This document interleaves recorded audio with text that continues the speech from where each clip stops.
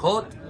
El halachot. Beruchim tiyu rabotai, besorot tovot. Nous sommes aujourd'hui le 2 Tammuz. Hier, comme vous le savez bien, le premier Tammuz, c'était la Iloula de Yosef Hatzadik. Et demain, c'est la Iloula de Rabbi de Lubavitch, le 3 Tammuz, il y a 25 ans qui est décédé. Dimanche, c'est la Iloula de Rabbeinu Tam, le petit-fils de Rashi. Et ces grands trois lumières, qu'ils étaient un en France, Rabbeinu Tam, Yosef, il était en Égypte, et le Rabbi de Lubavitch, il était en Amérique. Ceux-là qui aiment les initiales, c'est la soif en hébreu, tzameh. Hoi kol tzameh lechu lamaim, comme ça il dit le prophète Ishayahu. La soif, ils ont abreuvé, comme ça on dit en français, notre soif, car l'eau est comparée à la Torah, en maim et la Torah.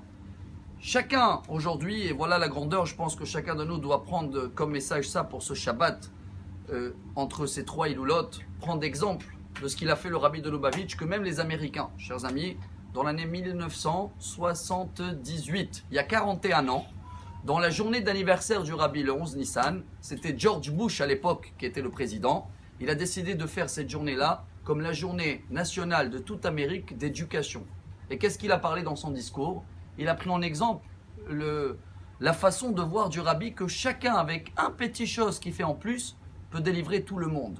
Et comme vous le savez très bien, le Rabbi il nous a toujours dit, à certains qui l'ont demandé pourquoi tu n'as pas fait la Aliyah, il a expliqué que c'est comme un capitaine d'un bateau. D'abord le bateau, jamais il va couler à cause de l'eau qu'il a autour. Pas du tout. C'est que quand l'eau qu'il y a autour, qu'elle va rentrer à l'intérieur, c'est là où le bateau qui coule. Chacun avec tout ce qu'il traverse dans sa vie, tant qu'il sait trouver son chemin, rajouter chaque jour une petite lumière, une petite mitzvah et boire un peu de l'eau de la Torah, il est sauvé. Et alors pourquoi pas faire la Aliyah?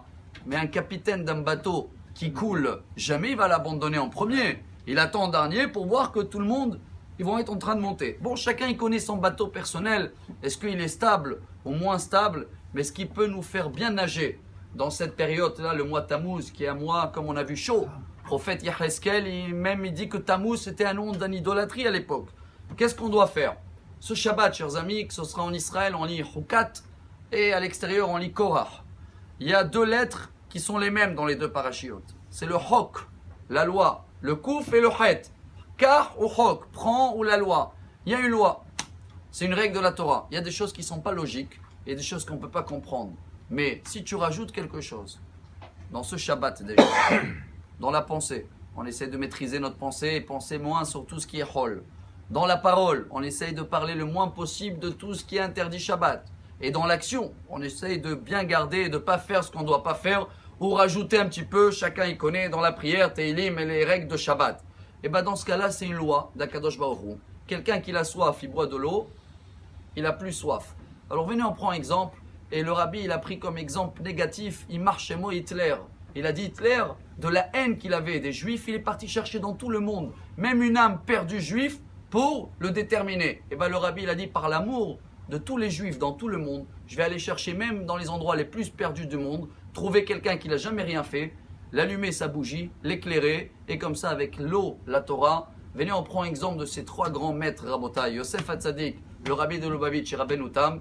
Et ce Shabbat, on fait un effort supplémentaire. Il y en a même qui rajoutent une bougie en plus. Et cette petite bougie-là, Bezrat Hashem, va nous naviguer le bateau malgré toutes les vagues pour arriver, Bezrat Hashem, avec la bonne vague de Mashiach. Shabbat Shalom. Amar Rabbi Elazar.